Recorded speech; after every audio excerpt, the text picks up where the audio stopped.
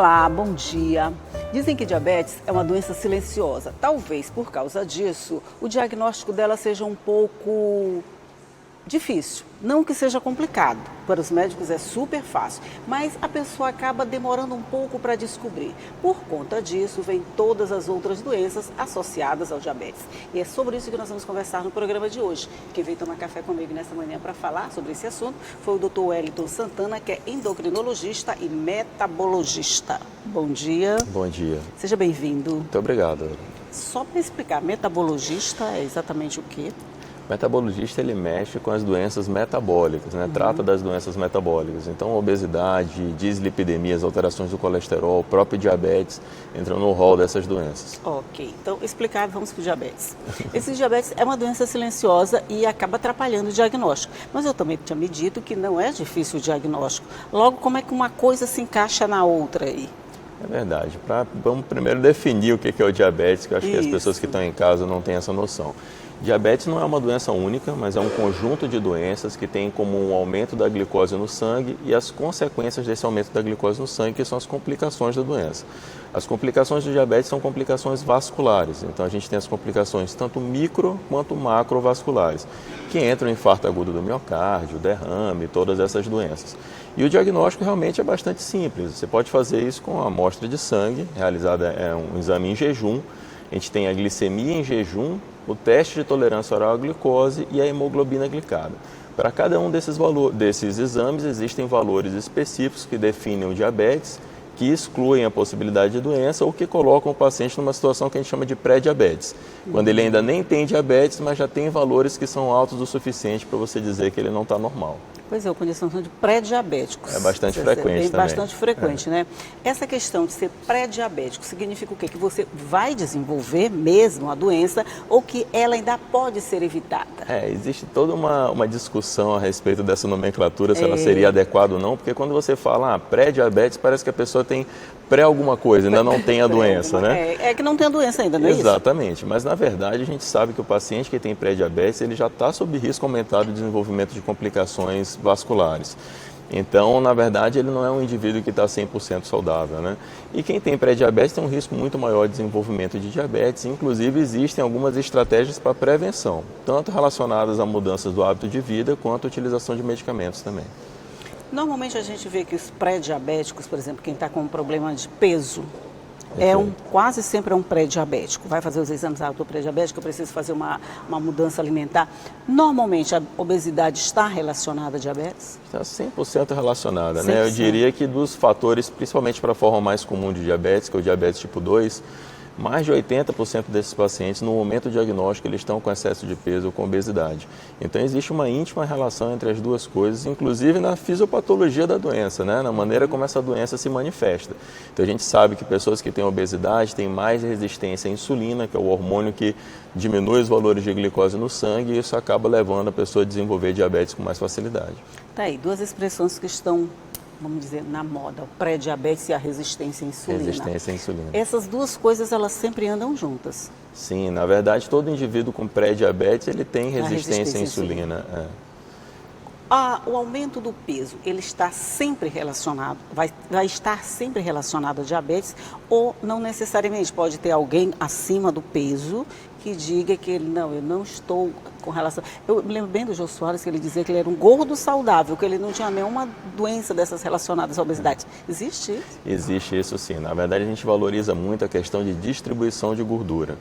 Então, existem pessoas que às vezes não chegam a ser caracterizadas com obesidade, mas que são aqueles obesos metabolicamente magros, né? Desculpa, os magros metabolicamente obesos. O que seria isso, então? É aquele indivíduo que é magrinho, mas que tem cintura aumentada, ele tem a barriguinha aumentada. A cintura aumentada não, ele já não tem a cintura, é isso. Né? Ele já perdeu a cintura e já aumentou a barriga, Perdeu a cintura. São as típicas pessoas que a gente vê, às vezes, nos barzinhos, tomando chopp, né? Aquele barrigão, se você olha o indivíduo de costas, parece até que ele é magrinho. Mas se olhar também, só daqui para cima, ele está magro, mas né? ele tem uma barriga aumentada. Esse indivíduo está sob risco aumentado para diversas doenças metabólicas. Essa circunferência abdominal, ela é um indicativo, ela pode ser um indicativo? Sem dúvida, porque a circunferência abdominal, que é a medida de cintura, na verdade, que nós falamos, né? A famosa cintura, ela tem uma relação direta com a quantidade de gordura visceral, que é a gordura ruim. Então, você falou do Jô Soares, por exemplo. O Jô Soares tem muita gordurinha ali subcutânea também, né? Então, essa gordura subcutânea, ela acaba sendo uma protetora do ponto de vista metabólico. Mas a gordura visceral, que é aquela que acumula realmente ali na região da barriguinha, essa daí ela aumenta, de fato, o risco para as doenças metabólicas. E existem pontos de corte para isso. Então, por exemplo, aqui para a nossa população no Brasil, homens com cintura acima de 90 centímetros e mulheres com cintura acima de 80 centímetros são classificados como tendo cintura aumentada. Acima de 80 centímetros já complica um pouquinho, não complica não? Complica bastante, né? Existem metas individuais também para nós, temos uma população que é um pouquinho mais baixinha aqui no Maranhão. A gente não deve ultrapassar, como medida de cintura, metade da medida da nossa altura. Ah, tá. Se você tem 1,60 m, ela deve ter no máximo... No máximo 80 centímetros. Já vai ficar desproporcional, mas tudo bem, né? Tá dentro do padrão de ser saudável, né? Exatamente. Mas passou disso, já é um fator de risco. Já é um fator de risco. Aí entra a alimentação, vamos dizer assim. A alimentação, a prática de exercício. Hoje o carboidrato ele é meio satanizado, né? É verdade. Se a gente comer, a gente vai para o inferno direto, né? Não tem mais nem o purgatório, a gente já passa sem estágio. Mas é verdade, ele está mesmo associado a esse aumento de gordura, essa resistência maior à insulina? Quando a gente pensa em relação a peso de uma maneira geral, o que importa mais é a quantidade de calorias no final do dia, mais do que a composição da sua dieta, se ela é mais rica em carboidrato ou não. Mas, de fato, pessoas que têm o hábito de comer mais carboidrato acabam adquirindo um peso maior, porque junto desse carboidrato sempre são associadas outras coisas aí. E o carboidrato, ele tem uma questão relacionada a ele, que é a baixa saciedade que ele traz. Então, você acaba de comer um carboidrato, daqui a pouco você está com fome novamente. Quando você faz uma ingestão alimentar, que ela é um pouco mais proteica, você acaba ficando saciado por um pouco mais tempo, e isso isso ajuda você no manejo da sua alimentação durante o dia. Mesmo quando esse carboidrato vem, por exemplo, das frutas? Quando a gente pensa em carboidratos, existem os carboidratos que são piores e aqueles que são melhores, né? Então, aqueles que são mais alimentos que são in natura, em geral, eles trazem carboidratos que são menos processados e a gente deve dar preferência para o consumo desse tipo de alimento. Aqueles alimentos que têm carboidratos muito processados, e aqui eu estou falando principalmente do açúcar de mesa, né, da sacarose, esses trazem um risco maior, tanto para ganho de peso quanto para doenças metabólicas. Então vamos fazer o seguinte, vamos fazer de conta que a gente não está vendo esse bolo aí, tá? É isso aí. Ele está aí, mas é ilusão de ótica, ninguém está vendo. Aí aqui a gente comeria o quê? As frutas, a maçã, por exemplo, com casca, essa coisa toda. Exato. A questão da casca que é muito falada, né? A casca ela tem uma quantidade de fibra maior em geral nos alimentos. E a fibra ela ajuda, inclusive, nessa velocidade de absorção de glicose no sangue. Ela lentifica isso mais, além de ajudar, ela deixa claro, mais na digestão. devagarzinho, é isso, né? Deixa mais devagar. Então, é sempre interessante você consumir carboidratos que têm um conteúdo maior de fibra. Ótimo. Então, nós vamos falar sobre isso já já. Nós vamos fazer um rápido intervalinho, vamos só tomar um cafezinho. Nós não vamos comer bolo, vamos só tomar café e voltamos já já. Minuto só.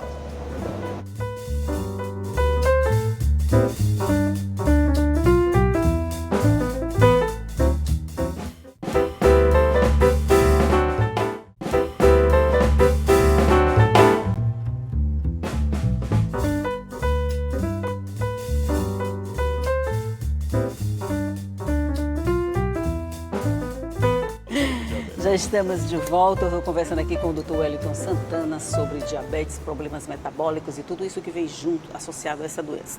A gente está falando na questão dos alimentos. Para a criança a situação fica mais complicada. Por isso hoje a gente tem um número grande de crianças também já pré-diabéticas ou diabéticas.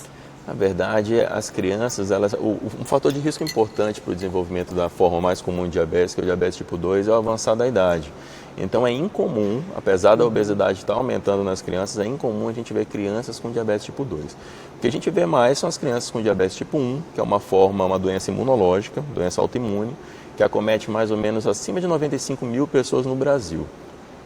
E que é uma forma de diabetes em que o tratamento geralmente é feito com a utilização de insulina, geralmente não, sempre é feito com a utilização de insulina associada a mudanças do estilo de vida. Mas a forma mais comum de diabetes, que é o diabetes tipo 2, ela é incomum na infância. Ah, entendi. Assim, por que o adulto, vamos falar do adulto agora, a diabetes, você sabe todos os riscos que ela oferece, você sabe que ela é uma doença grave, mesmo assim parece que ela não é levada com a seriedade que ela precisa. E a gente vê muita gente tendo membros amputados, dedos, a gente teve vários amigos aqui que passaram por esse problema. As pessoas, a gente ainda não despertou para a gravidade dos problemas que o diabetes traz? Eu acho que esse é um ponto importante, de fato as pessoas negligenciam muito o cuidado do diabetes, porque como você falou, o diabetes tipo 2 é uma doença que é silenciosa. Então, frequentemente as pessoas passam anos com o diagnóstico, sem saber que tem o diagnóstico de diabetes, e quando descobrem a doença, já descobrem por conta de uma complicação.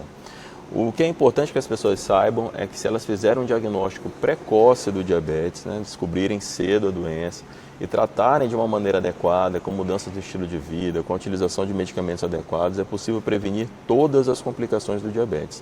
Infelizmente, as pessoas negligenciam muito esse cuidado, não fazem o uso adequado dos medicamentos, frequentam pouco as consultas médicas e acabam tendo desfechos aí, complicações que são desfavoráveis. A gente quase não vai preventivamente ao médico, né? Por exemplo, para descobrir, será que eu tenho diabetes? Ninguém faz isso. A gente só vai, quando já descobriu que tem, vai procurar o tratamento. É mais ou menos assim? É verdade, frequentemente isso acontece. Então a gente orienta sempre as pessoas, passou da 4ª década de vida, especialmente se você tiver pessoas com diabetes na família, ou então até antes, se você for uma pessoa obesa, você deve frequentar consultas médicas regulares, passar no seu clínico, no seu endocrinologista, realizar exame de glicemia, de hemoglobina glicada, pelo menos anualmente.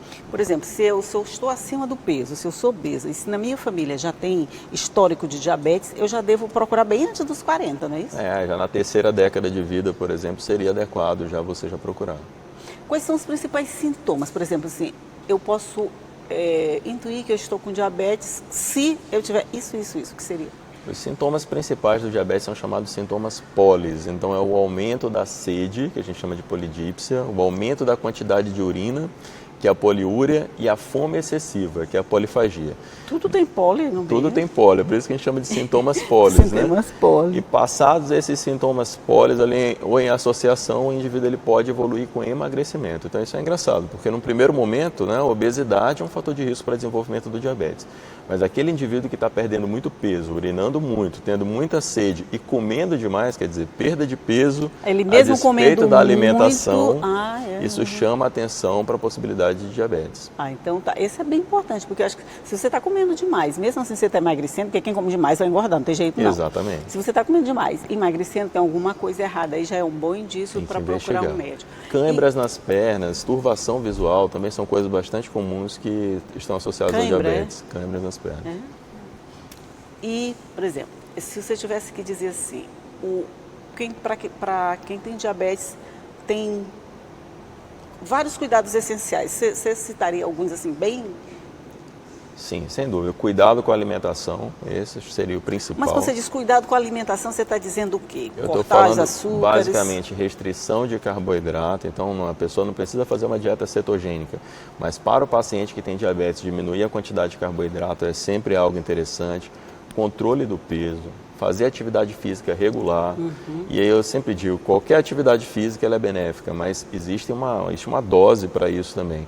Então, se programar para fazer pelo menos 150 minutos de atividade física por semana, não passando mais do que 2 dias sem fazer exercício. Assim, isso 50 minutos dá para distribuir bem, né? Não, 150 minutos, né? 150 minutos. Então, 30 minutos de segunda a sexta, por exemplo, isso aí tem impacto tanto para o tratamento do diabetes quanto para a prevenção de diabetes também. Você reduz para menos da metade o risco de desenvolvimento de diabetes em quem tem pré-diabetes, por exemplo. Ah, que legal. A dieta cetogênica, ela seria uma aliada no combate à diabetes? Ela é uma aliada, mas ela traz alguns problemas associados, inclusive em relação à adesão. Quando você pensa num plano alimentar, você tem que pensar em alguma coisa que seja de fácil manutenção. Então, a dieta cetogênica, você restringe a quantidade de carboidratos na dieta para menos de 50 gramas. São poucas as pessoas elimina, que... praticamente elimina. Então, são poucas as pessoas que realmente vão conseguir fazer a dieta cetogênica. Eu não consigo. Mas ela tem um impacto positivo, sim, no controle da glicose. Ela pode servir como um start, vamos dizer assim. No primeiro momento, vamos cortar. Depois você vai introduzindo aos poucos. Vai introduzindo, mas a gente tem que ter cuidado com essas restrições absolutas. A gente vem com tanta vontade, né, que acaba extrapolando. A gente vê isso, às vezes, no tabagismo, por exemplo. Eu falo para os pacientes, não adianta você que quer parar de fumar, tem que parar de uma vez, né? Não existe essa coisa de eu vou diminuir um cigarro, depois eu vou diminuir mais um, e naquele momento você passar por um período de ansiedade, você vai acabar fumando tudo novamente. Então, assim como o cigarro, eu diria que a alimentação, a gente tem que ser parecido. Você tem que montar de alguma maneira que você consiga levar isso de uma forma mais natural na sua alimentação. Seria mais uma reeducação alimentar, né, doutor? É o que a gente chama de reeducação alimentar. Esse Ela deveria perdeu, ser um ela fator perdeu um adequado. pouco essa... A gente falava muito de reeducação alimentar, depois que entrou a cetogênica, todo mundo parou de reeducação alimentar, entra direto nas proteínas e pronto. Mas a reeducação alimentar, aquela básica lá, que a gente aprendeu lá quando criancinha, essa continua valendo mesmo, né? Perfeito. Restringir, principalmente, né, você enfatizar os alimentos que são in natura, diminuir a ingestão de carboidratos simples, ter cuidado com as gorduras. Existem gorduras boas, né, as gorduras monoinsaturadas, aquelas que vêm das castanhas, do abacate, então dá preferência para o consumo desse tipo de gordura, proteínas de bom valor biológico. Então, a gente selecionar esse tipo de alimento traz benefícios tanto metabólicos quanto para a saúde e também para o dia a dia, né, são alimentos mais adequados. Se a gente pegar aquele prato tradicional do brasileiro, arroz, feijão e carne, ele está bem proporcional para quem... Se você adicionar uma boa salada, você estará proporcional. Você já está complicando a coisa. Mas assim, se for nessa proporção, arroz, feijão, o feijão está liberado? Bom, liberado, não existe nenhum alimento liberado, né? Você tem que trabalhar com quantidades adequadas. Então, assim, o arroz é um bom carboidrato, o feijão, ele tem uma fontezinha de proteína vegetal, ele tem um carboidrato também. A carne é o padrão de proteína. Então, escolher uma carne mais magra, né? A quantidade de arroz que seja uma quantidade mais restrita. Ocupar pelo menos metade do seu prato com saladas cruas, por exemplo, isso é uma estratégia interessante na hora de montar o prato. O brasileiro tem um hábito já de comer salada? Acho que isso a maioria não, né? A maioria acho que Mas não. É por isso que essas doenças todas estão aumentando no Brasil. É verdade. E um dado que você falou, que eu não toquei durante a entrevista, é que de 3 diabéticos, 2 acabam morrendo por complicações cardíacas. Uma coisa leva a outra. Exatamente. O diabetes é um fator de risco muito importante para as doenças cardiovasculares. Então, de cada 3 pessoas com diabetes, 2 vão morrer por doença cardiovascular. Para você ter uma ideia, na média da população, de cada 3 pessoas, 1 morre por doenças cardiovasculares. Uma. No caso do diabetes, 2. Dobra, então, né? Dobra, né? O diabetes é um fator de risco muito importante, realmente. Então, pronto, gente, se tem algum sintoma, se está em dúvida, se acha que pode estar sofrendo com diabetes, a melhor coisa é procurar um especialista. Não tem essa de ficar inventando diagnóstico, só vale para quem fez medicina e para quem estudou essa especialidade, tá? Para a gente, assim, simples mortal, não vale não. Procura o médico, ele vai lhe dizer direitinho. Se tem, vai lá, faz o tratamento certinho. Se não tem, parabéns, siga a sua vida normal. Doutor Wellington Santana, muito obrigada pela sua participação no nosso programa. Foi uma honra estar aqui com vocês. Bom dia para você também que está aí do outro lado nos assistindo.